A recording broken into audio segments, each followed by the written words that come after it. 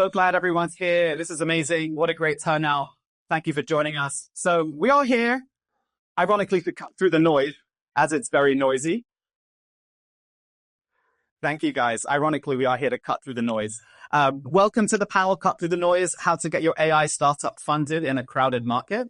Quick show of hands, actually. Who here is an AI founder right now? Okay, amazing. So we know our audience here. I keep your hands up. So who is seed stage and earlier? Okay. How about Series A and later? Okay. All right. Oh, welcome. So we're here with an audience of mostly seed stage founders, and this is great. So my name is Carl Fudge. I lead the team at Presentation Mode. We are a creative agency that works with founders every day to build pitch decks that raise tens of millions.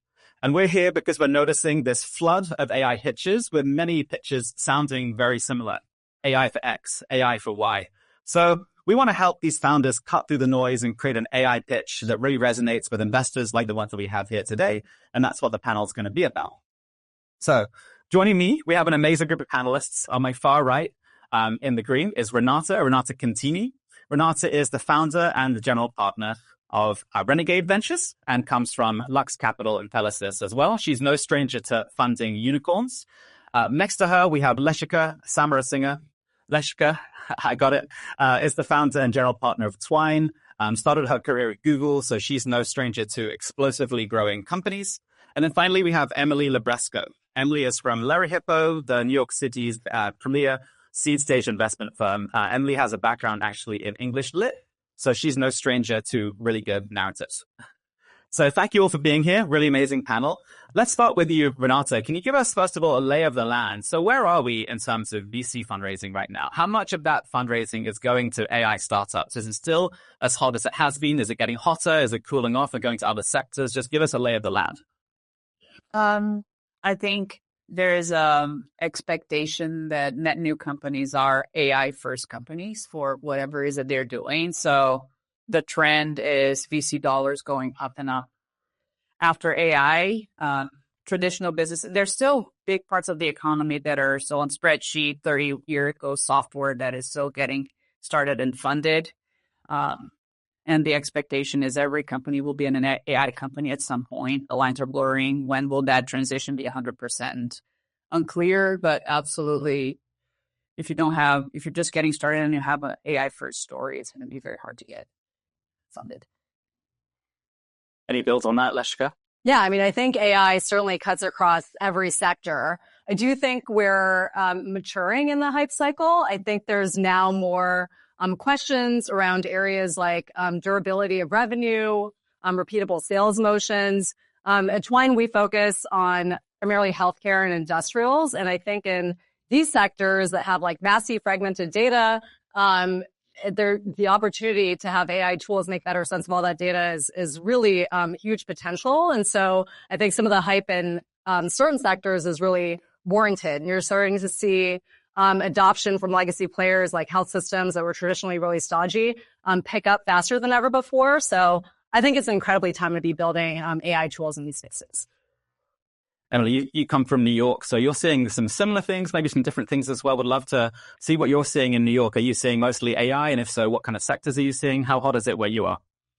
Yeah, so Lyra Hippo is an early stage generalist firm. We look at everything. We do hard tech and deep tech and DevOps and robotics. We also do a lot of consumer, and we've always done a lot of consumer. And certainly in New York, we have that too. And so with those companies, which we're funding aggressively and enthusiastically alongside all of the other AI businesses, we expect to see rigor in terms of operations, using the best AI tools, cutting out superfluous stuff, using slimmer staffs to build all of that.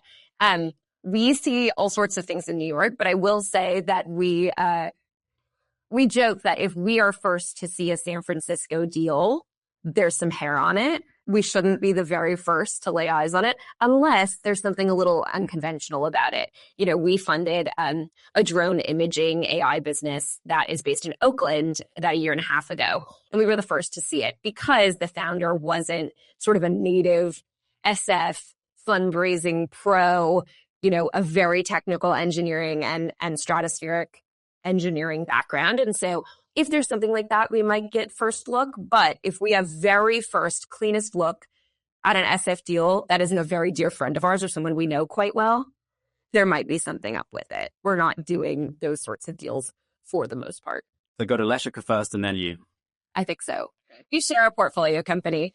That's an interesting hybrid, but a really fabulous founder and a really interesting AI business. It's okay for SF Herbs coming in New York deals, but okay. And then yeah, exactly. Series A, pre-seed, seed, Series A. You have the whole spectrum here. Here's seeds.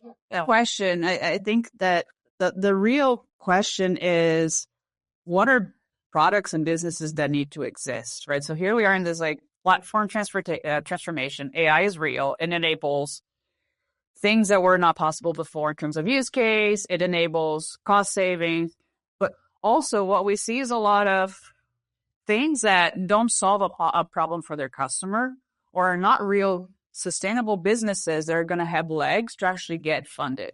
I think on one side you have people like us that see, okay, this transformation is real. This is true platform shift. Let's go look for the things that should exist. But on the other side, there's a lot of supply that is just technology looking for a problem that it's not there. So I think that's the real question.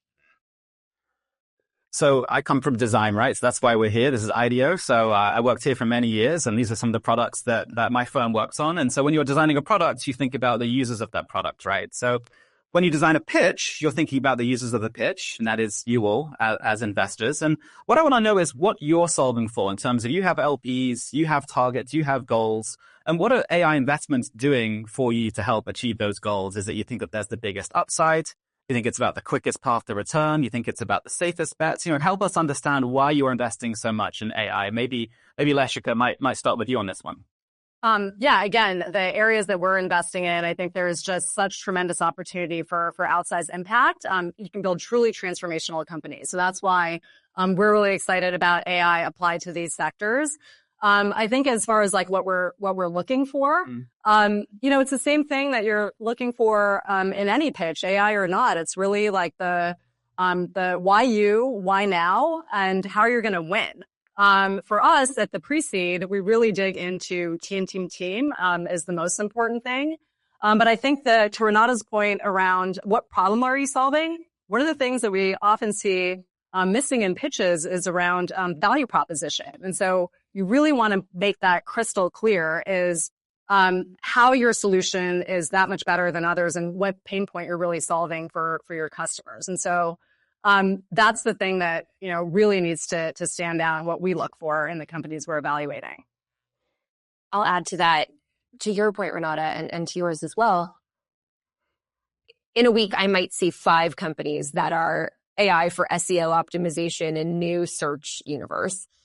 There's one that I think is breaking out. That probably will be different in several months. And so a hearty sense of why you'll win on execution, to your point, and also a hearty sense of who else is doing it and a very sophisticated perspective on why you will be better.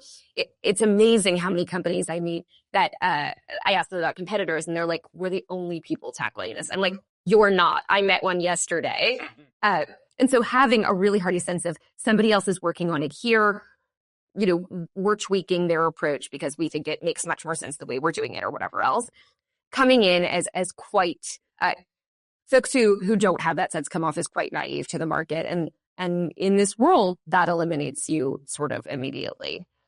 And on the another variation of there's no one else doing this, one thing that gives me a huge heartburn is when you meet a company that unlocked some technical thing. It's like, oh yeah, we spent all weekend doing this. We have a 4-week lead time. I'm like, that gives me a heartburn. Like, are you comfortable that you're just like 4 weeks ahead of your competition?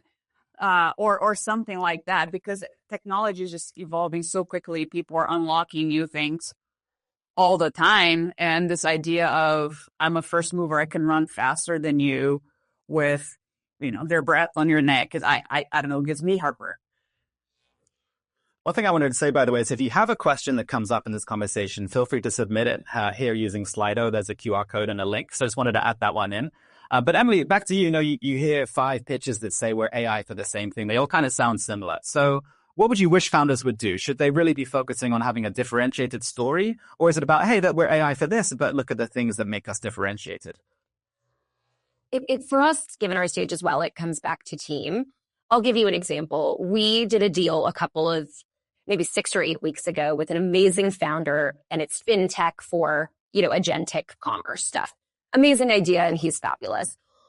And when we were talking to him and diligencing this, we said, okay, what if Stripe builds this tomorrow? Which is, of course, extremely likely. And they should be doing that. And, he had all sorts of really fabulous and sophisticated perspectives on what he thinks is likely from major players, where he thinks they can be different. But we also know that he is defensible and is really smart and will pivot if something evolves for him, as it's likely to given this stage. And so having enough confidence in an individual and their take on the broader market combined to know that they can weather some of those headwinds, which will come up inevitably, is quite reassuring. And people who really come off as having a thorough grasp of that are differentiated. Yeah, I think that certainly underscoring the team, and then just also they're building in a space that has positive market dynamics. At the pre-seed, things can change. I mean, things can pivot pretty quickly, but hopefully there's some learnings in the space in general to know how to change your business to adjust accordingly. Because for us especially, I mean, regulations can change, and technology changes, market changes, and so the team has to be able to adapt accordingly. But hopefully, it's a beach where the waves are really big and you can just continue to ride in the right ones. And for me, so we won't, and actually for AI native companies, we have been doing seed stage companies because we're more stage agnostic. What we're looking for is that moment that you have a product that works and you want to build a company around it. So you're hiring team, you're going through more scalable things, tend to be mostly Series A, but we're actually seeing a lot of seed stage companies kind of hit that moment.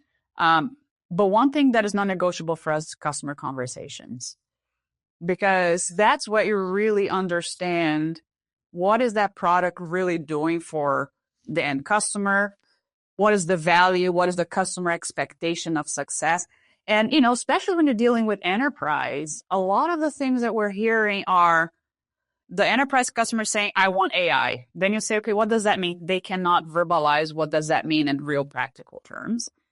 The other thing that we hear is, oh yeah, I'm trying 3-4 solutions to try to solve a similar problem. I'm going to pick one at some point. I'll pick one. So 3 of them are going to churn.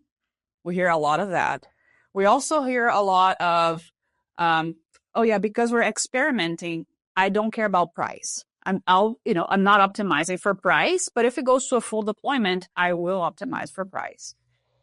Or things like, okay, we can experiment with things that are not fully, IT integrated, security, et cetera, but once we go, we're going to have to bring all those teams on board.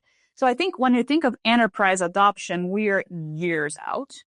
We're not months out from something that is truly scalable. And then when you go and talk to a founder that their idea of product value or scalability doesn't match that reality, that to us is a big disconnect that doesn't fly with us, right? Another question that we tend to ask a lot of founders is around, going back to the English and positioning, ideas of product market. What it is that you tell your customer and what is the scalable message that you have? Because a lot of companies don't have a scalable message because the use case is not scalable yet, right? And one thing that we do, we go to multiple customers and we say, okay, describe what this product does for you. And what we're trying to look for is congruency in answers. But what we're getting is we talk to 5 different people, we get 5 different answers of what the product does for them. So we're okay, how are you going to come up with one unifying message for all these different things? Because it's just so early. So talking to customers, but then when we see something that has legs, so for example, we led the Series A of Aerospace Intelligence 5 years ago. They're the best way to think about it is simulations, optimizations for highly, highly complex critical use case networks. First market was airlines. Here, this was this 14 people company in the middle of COVID selling to airlines. You wouldn't think a VC would buy that, right? Because nobody was flying, all this. But then when you talk to, you understand the software stack of airlines, how legacy it was, how they have multiple screens, and the optimization is a human that's trying to take multiple screens and project things forward. Imagine doing that in a networked environment. extremely hard to do. Imagine also cost optimization, all these things. So when you see that, and that there was a founder that really understood a customer pain and could understand, okay, we're starting with dispatcher, we're going to go module 2, module 3, module 4, and then we're going to go to other industries. And they have done that in the past 5 years. So that gives us confidence that this is like an AI product that meets the customer need. You talk to the customer tells you how it's going to expand. Like yesterday I had a customer call from the company that the customer said, oh my God, when I saw this product, I could see it. I could do A with this, B with this, C with this. Like that is exciting to hear. And this is where we over-index. So right now, customer and this, what do you do with the product is huge signal. Yeah, I think that level of like entrenchment with your customers is really important. We're talking about narrative we've mostly been talking about it in the context of fundraising in your conversations with investors through your story and also your pitch deck. And we talked about the importance of value proposition, seeing how that flows through into your customer facing materials is also important to make sure that there's that consistency. We'll often ask for that as part of our diligence process, in addition to like ideally customer conversations. But any sales facing materials that you have that are very clear about that metric, for example, like we help drive top line sales or increase top line sales 20%. Like that's very clear about your ROI. That is just incredibly helpful to see the way that you're positioning that value prop and that ROI to customers. And then again, having that be a central part of your narrative for your investors as well. And showing that you're strategic about the first customers that you're going for, trying to generate deeper relationships with them versus being one of many logos in some tech stack on a slide somewhere. We have a healthcare company that is launching next week, and they have a couple of design partners that are early folks. They're not household names. It's not the Mayo Clinic, but they're extremely deep with these customers. And these are customers with really meaty problems and much less sophisticated tech stacks than a Mayo likely has. So they'll get in there and they'll be able to prove out way more of the thesis. They'll ideally have metrics that are really encouraging from this relationship, and they'll be pivotal to this organization's success and transformation into an AI era, as opposed to being one of many. We'll see a bunch of consumer companies, for example, that, you'll see there's a certain makeup brand I'm thinking of that ends up on a lot of ad and marketing tech websites that we see, anything in that scenario. And it's a big name, and that's exciting. I happen to know the guy who does the early purchasing and piloting of new software businesses at that company. So I know that he is an interesting, pioneer trying things out, and they're very happy to put the logo on. But I know that they're not buying all of these, software businesses or setting up huge profitable contracts. They're trying things, and that's exciting. But we happen to know that the guy at the helm of that is somebody who has huge appetite for it. That's not a deep, sustainable, illustrative customer relationship in the long term. So looking for that too, and folks who can be strategic about picking those people early on. Yeah, and on that point, we see so many companies that will put logos on their website or on their pitch decks that we know people at those companies. So we call, hey, how do you like it? It's like, oh, we use this? I didn't know we used this. Or no, we did it. So don't do that. I know it comes from a good intention or something like that, but the way that you represent, don't overstate that side, because it really reduces confidence. And it's so easy to check. So easy to check. Yeah. So easy to check. How do you feel about things which were more like quick wins versus bigger swings? So you said about customer love, customer traction. We've seen some point solutions that have got some good early traction, but it's unclear what the big opportunity is after that. We've seen some other companies that are going for a bigger platform play. It's going to take longer to build, but maybe they can own more of the market eventually. So where is your appetite for kind of quick wins, showing early traction and revenue versus no, keep your eyes on the prize of a much bigger platform play? Maybe Renata, start with you on that one. Oh, we're here to win the decade, not the moment. We tell our LPs, we're not a hype fund. It's right there. We're here to back things in markets that matter, companies that need to exist, not companies that can't exist, right? There's a difference.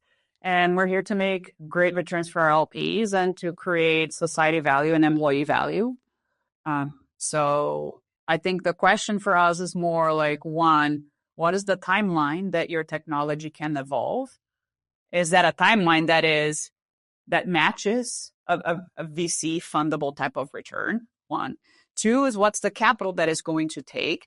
And I remember, because I've been investing in frontier technology for over a decade.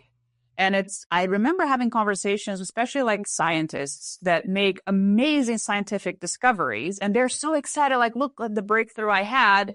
But then when you kind of take the step back and say, okay, what is the market's ability to give you financial credit for this amazing breakthrough? And a lot of the times the answer wasn't there, right? So can you also get the financial unlock or the capital required for you to break the milestones that you need? So that's the stuff we care about. This timeline, how much it's going to take you to get there, and can you unlock the next levels the right way? We have patience, like meaningful things, big things. Like that's what we're here to do. I think, one of the things that investors are looking for is just your velocity of execution. If you are, your path to market does take longer. It's not something that you can vibe code really quickly and you show that incredible customer traction week over week. It takes longer because you're building a broader platform that's just harder. We were just looking at a company that's doing EHR software for independent practices. And so it's a complicated platform to build, but so they weren't live yet, but seeing how much they were able to build in a really short amount of time over the course of a few months was really impressive. And their design partners were loving it. So they had that customer feedback, even though it hadn't necessarily translated to, the month over month sales that you're now hearing in the ecosystem, how quickly certain companies are growing. But so this is going to take them a little longer to go out. But once they're there and they can do a rip and replace because they have that much better AI native system, they can build a really massive business and with really kind of sticky revenue. So again, that goes back to that durability of revenue piece. That is another critical thing that investors are thinking about. But yeah, the velocity of execution is just really critical to be able to demonstrate, in whatever way that means for your business. Yeah, I think as investors, it's our job to know what sort of normal would be for an industry and then know what a beat looks like in a way. We have a company that has, it's working on legacy energy data stuff. And some of their sales cycles are 4 years long, insane. And if we didn't know that, we'd be incredibly disturbed by how things are going. But they're moving at a way that outpaces what we've been conditioned to think is normal in that industry. So that's encouraging. We share a portfolio company that Carl and his team worked on that's in the spatial AI for retail applications space. Retail sales cycles, grocery, major big box, that sort of retail cycles are also notoriously quite slow. We knew that going in. We still thought the founder was quite interesting. The space was quite interesting. He's blown through our expectations in terms of execution and, has contracts that we imagined would take him, years to ink. And so it goes back to team again, feeling like you have people who are beating the odds in terms of velocity that's normal, but also having reasonable expectations about what's possible. We have a company that will go public next year. We invested in it 12 years ago. It's pivoted 3 times. The team has always been amazing. The business has changed. They're doing $1 billion in revenue.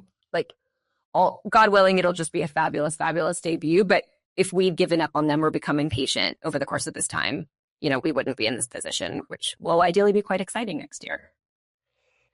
But speaking of velocity, one thing which scares me or would scare me if I was in your shoes or if I was a founder is the idea that we have these very big behemoth AI companies, Anthropic, OpenAI, etc., that are funded up the wazoo. And the idea is that they could quickly and easily just replicate anyone's product.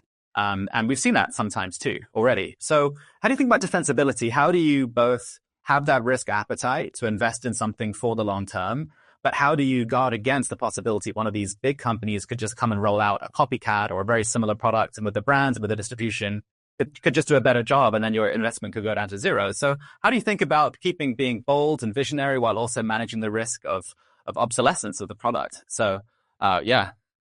Yeah, so for us, the answer for now in this market where things are is vertical. Because it is true that everything that is probably like horizontal, broad strokes, those platforms are going to very quickly get there. And then they also have the distribution advantage. But everything that is horizontal, where owning the workflow gives you access to unique data that gives you ability to train your own model, that is going to give you defensibility. And we have things like that in structural engineering and teleradiology and aerospace and other industrial automation verticals. And then when we think of horizontal, the way that we are approaching horizontal is not on the particular app layer. We're going a little bit under the hood and say, what can these enterprises use that will help them adopt more AI? And as AI get better, the need for these products increases. So we invested in a company called Overmind that does predictive code generations or change blast radius analysis. And before you push out a code change, it runs through your whole infrastructure and tells you, is this a high risk code change, low risk, and what is the probable area in your infra that is going to break if you go ahead like that. That allows big customers to go and say, okay, I'm going to use more generative AI to create code. I'm going to use more of that stuff because now I have guardrails and better QC. Overmind only gets more important as those things get better. So we like that place. And it's not going to live, in those platforms that Carl talked about. Or, free play that helps enterprises like Cisco, Chime, et cetera, figure out, okay, what model do we use? And they're multiplayer inside the company. So HR uses it, sales uses it, et cetera. That gives these enterprise confidence to push more AI products and AI apps. Again, it's not going to live in one model. They may have ability for you to figure out QC and how their model is performing, but they're not going to say, oh no, use the other one instead for this app, because that's never going to be the case, right? So those are the ways that we're thinking now in this market, in this moment, for horizontal stuff, the on-ramp. Yeah, I definitely agree on the proprietary data being a key piece of defensibility. And then also in vertical. I mean, that's partly why we are sector focused. We love somewhat esoteric, potentially niche, but sneakily large markets that are simply like not going to be on the radar of some of the incumbents, or just don't even have like incumbent technology players. For example, we're investors in a company that's doing compliance software, like AI native compliance software for the agriculture industry, which is historically pretty stodgy, but massive market. And they're like growing incredibly quickly. And that's just not going to be an area. I mean, you never say never because they're pretty much in everything these days, but there's not necessarily like large incumbent technology players in that space. And so they're really well suited to build a big business in that sector. So that's certainly one of the ways that we think that you can have defensibility and by choosing your lane wisely. Agree. Yeah? Yeah. Let's do some sort of rapid fire questions. What's a red flag that would turn you off of a pitch if you read it in your inbox? Like, what's something which is an instant pass, instant no for you?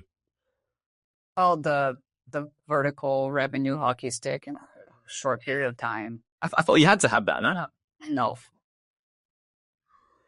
Any other red flag? Yeah, the generally squishy revenue metrics that I think so many founders right now think make sense. Like the wrong metric, or it's a projection that's too optimistic, or? Yeah, that, and also like extrapolating supposed ARR from a good week. Right. I can't put that in a deck and think we'll take that seriously. And please don't call run rate ARR. Like, please don't mix up the two. Yeah. Any red flags for you, Jessica? Not like not having a strong like why me, like why am I passionate about this? Where sometimes we meet teams where it's almost like an intellectual exercise where it's like, oh well, I did this McKinsey style market mapping and I've identified like this is the area that I'm want to build in. And it's like, no, but what is your unique advantage? Like did you like have to run through so many walls? It's like, you guys know you're all builders. I mean, it is hard. And so you really have to be passionate about the problem that you're solving, have to have like a why me that comes from like really like deep from within, and ideally some sort of unique advantage to be building in the market. Like you personally there's some sort of distribution advantage or something that you and your team have uniquely see that other teams don't. But just has to be very clear and be authentic in that why me as well. Yeah, when we meet founders who say, you know, I was either going to go join like X place or I'm building this, we're seeing less of that, I think, than we used to. I think there was a moment in like ZERP universe where that was a really fun option for smart, engaged people. Because that signals a lot of things. And potentially it signals that if somebody comes to you with an acquisition offer in 8 months for $30 million, that would be quite compelling. And as a human, I understand why that would be compelling, but that's not a potential venture outcome for us. So certain things like that signal that you're not in it the way we would need you to be forever and ever.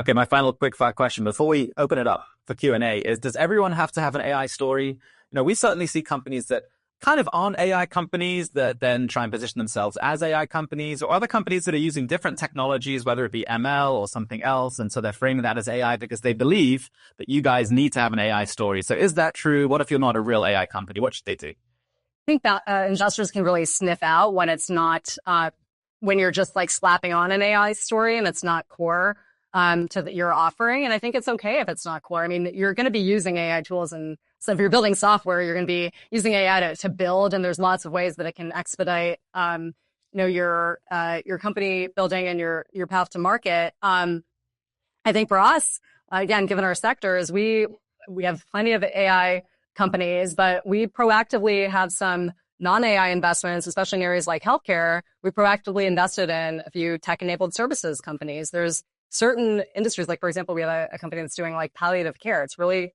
helpful to have a human in the loop. That's a space where human empathy, like, really necessary. And so you can build a really big business with good margins in some of those spaces. So when we think about like our broader portfolio, we like to have some companies like that too, from a diversification standpoint. So yeah, if it's not truly core to what you're doing, like I wouldn't just throw AI somewhere. Yeah, exactly. Don't build a company for investors, build a company for your customers, find markets that are growing, that are hopefully big, and fund them in an appropriate way that allows you to build what you want to build. If you're taking VC dollars, you need to show the path to $1 billion, 10 billion, whatever it is, depending on who you're raised from, and that's the route. Many routes to build a company. Don't build a company for investors. Great advice. So let's hand it over to the crowd then. So, okay, wow, a couple of. I'm going to have to give you most enthusiastic member of the crowd. So I'll give the microphone to you, please. What's your question? Oh, welcome. They were AI generated. Generated question. I'm Amin. I'm founder of Resilience AI, wellness and observation space. The question is that, as we talked about, right, your startup is sometimes one feature away for a big monitor to replicate and do it, right? So when we talked about being able to pivot, teams have to be able to pivot. So what do you look for in a team that says, hey, this team can perceive it as a pivot? What is that signal that you look for in this to understand? For me, it's a combination of velocity of experimentation and also being very clear of knowing when to pull the plug. Like, what are the guardrails to quit, or like having had experience, say, I tried this, I was hoping to see XYZ, didn't pan out, so I moved to another thing. Because it's very easy to stay wedded to our ideas, or you're 80% there where you want it to be and you just keep going. It's very human. So nimbleness means experimenting, doing the right bets, not being fickle, which is the opposite side of the coin, but knowing how and when to quit. Okay, what else? All right, second row. Oh, give it to him. Very generous. Victor? Hi, thanks a lot for the great panel. It was a pleasure listening to you. I have a question in regards to the outcomes that you really see when committing to a venture. What is the ideal outcome for all of you? I understand it depends on investment pieces, but they'd be just interested to hear a little about that. Especially me coming out of Switzerland for a visit here today, we have a completely different landscape of the outcomes that it's, kind of considered to be the standard in the venture industry. So it'll be interesting to thanks. Yeah, it depends on the fund model, to your point. We're a seed fund. Our latest fund is $200 million. Without getting too into the math, we need several 10-digit outcomes and a nice handful of 9-digit outcomes, and then a bunch of zeros. And that's okay. That's totally baked in. But everyone should be going for like something starting with a B is how we have to think about it.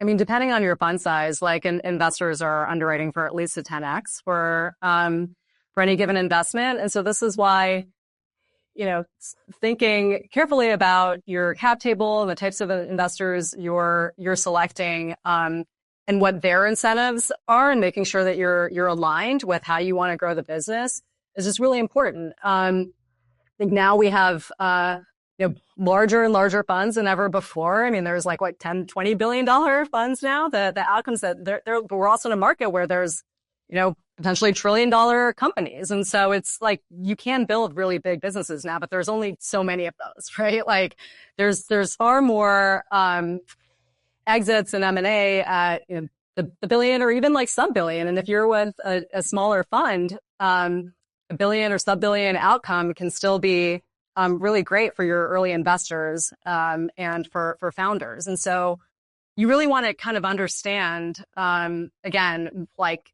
investors' fund size, their incentives, what they're underwriting as you think about your capitalization strategy. Going to go over to this side of the room. I think you had your hands up. Yeah? Have you guys ever invested in a non-technical founder? Without like a solo founder, and were they just a good CTOs there? And if you haven't done that, did you ever do that? Like, what would be the reason for you to want to do that? Yeah, we've done it. But again, we're generalist and we look at a lot of consumer stuff. And so we definitely have founders who are very product oriented, tons of brand DNA, all of those sorts of things. And it really depends on the sort of business, though. We wouldn't do it for many sectors. It wouldn't make sense. Nor would that person come to us. That wouldn't feel right to anyone, probably. But in certain areas, absolutely, we do it all the time. Does AI lower the bar to have more non-technical founders coming in? I think it's very hard to fund somebody who doesn't have a technical lead on the team, right? That I think that's the hard line. And then when you go and you see that person doesn't need to be a co-founder, but then you look at, okay, relevant experience and are they rightfully incentivized? There's another one over here. You were lobbying here, Joel. So go for it. Hi, I'm Joel, better CEO Hotline, the kind of creating kitchen AI. Question is, what kind of trends are popping up right now in the pitches that you're getting in the industry as it moves forward? What sounds exciting? What's new? Like, what is it that we as founders should be kind of looking at when it comes to functionality that investors like yourselves are looking for? Voice. There was like there's a ton in voice, like in health. A few months ago, there was about a dozen companies doing using voice for scheduling. But then it's kind of like, all right, the trends question is tricky because then it probably means like there's going to be many players like moving into a space at any given point. And so it just has to come back to what's your, like, why are you building? Like, what's your unique advantage? And ideally it's something that's differentiated. It's kind of like outside of those trends. Because you don't want to be building in a space where there's a dozen people. Or it's like a company that has something unique. But for example, like we did not end up investing in any of those companies because it's really hard to see what the differentiation was. Yeah. We have like 4 things in kitchen, restaurant, tech universe. So I'm curious to hear what you guys are building. But yeah, I would say, yes, we saw tons of voice things and we saw tons in like search and like modern ad stuff, which we definitely need, but we haven't done one yet because nothing stood out. And agent coordination. Yeah. compliance. Yeah. Agents for verticals. Right. Yeah. Yep. Like browser-based AI too. Yeah. I've got a couple of questions from Slido, so thanks for sending those in. First one is, how do you evaluate founding teams? A lot of conversation around focus on the founder. So what are you looking for when you look at that founder and founding team? What are you looking for there? How do you make that evaluation? Emily, you're smiling. I'm just like, how much time do you, like, that's the whole ball game. Is that the secret sauce? No, it's just like all we do all day, pretty much. You know, Do you have metrics? Like, do you have a checklist? How does it work? not at our stage. I think it's so much about feel. It's so much about, do you believe this person in when they say why me and why now, and they have differentiated experience that's giving them the best right to win they can have, knowing that a million things will happen that will make that challenging. I always like seeing people who've worked together in the past in some capacity, which is quite common, obviously, but the idea that it's like co-founder for hire, that's often a weird flag. It's not always, but I love when somebody like spent 5 years together at Toast and then they went and did their own thing and then they reconnected because they were each the smartest person they loved working with in the past. That's always fun. But every team is different. I mean, we really see every combination and do lots of solo founders too, but there's no one right combination for us. And you should also know, I don't know if this is always clear to founders, but investors are like back channeling the hell out of you. So they're like any kind of mutual connections or folks or places you've worked in the past where they might know somebody, they're absolutely calling your previous companies and asking. You'll probably give them formal references as part of the process. They wouldn't call if you're like still at a company you haven't left yet. You know, they're not calling like your manager before you've left to start your company, but certainly they're going to be trying to triangulate to understand your grit, your resilience, your velocity of execution, how passionate you are about building in this space, all the things that they're really trying to gauge. It's helpful to know from folks who've worked with you in the past what those qualities look like. Sometimes for us, we'll reference a founder with someone they used to work for. And if the person says, yeah, they were good, we're like, oh, okay. That's a no. Not always, but if it's like, yes, totally solid, we're like, okay, that's great. They are a fabulous employee of a fabulous thing. It's so different to have to. Yeah. And sometimes it's like, it can be, if it is like a manager, sometimes it's like, it can be polarizing, like especially a back channel where they weren't the best fit, because if you have entrepreneurial DNA, oftentimes like the big tech company is probably not the best fit. So you really have to like read between the lines. Yeah. It's not, you don't want someone who's just like, I'm going to climb up the ladder here at like the 20 years. Like, it's a different, when you're a founder, like you can't stand to go down that path. And so there's some nuance to it for sure. Okay. Who would like to have the final question? Well, your hand's up. Okay. Is it a good one? And you're back. Sure. Way to encourage Carl. I'm currently in the education space, and I just wanted to know, like, what are your guys' thoughts? Like, the startups that are business to consumer, or business to business, or business to government, like me, like, how appealing are those to you? And do you have any other insight for education technology? I think, it's not unique to education, but one dynamic in education is usually the person who uses the product, benefits from the product, maybe not necessarily the person who pays for the product. So that multi-agency aligning those dominoes to make sure that you're checking all those stakeholders.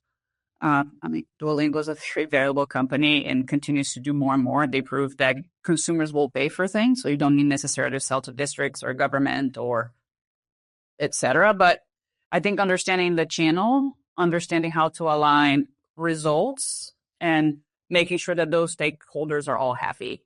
Because if the payer benefits, but there's no usage, right? Like, it doesn't stick. More complicated than that, but trying to give you some 1 minute tidbit. Well, let's wrap there. I mean, I would love to keep on going, but people have places to go, people to meet. So I'm going to wrap up with a couple of housekeeping items.